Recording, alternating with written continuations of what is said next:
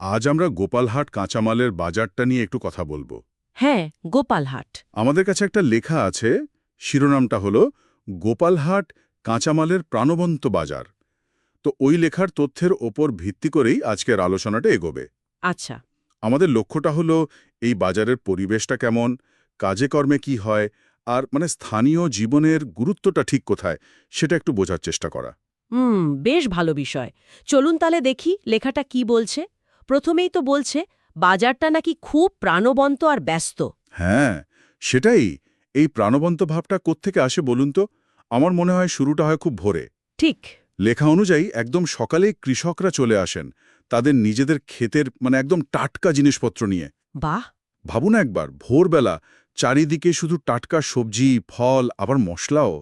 এই দৃশ্যটাই তো একটা অন্যরকম ব্যাপার, তাই না? একদম। আর এই টাটকা জিনিসের গন্ধ, এই আনাগোনা, এটাই তো ক্রেতাদের টানে। নিশ্চয়ই। লেখাটাও তাই বলছে। ক্রেতাদের নাকি বেশ ভিড় হয়। আর একটা ইন্টারেস্টিং বিষয় হলো, শুধু যে সাধারণ মানুষ বা খুচরো ক্রেতা আসেন তা নয়, ও, আর কারা আসেন? পাইকারি ক্রেতা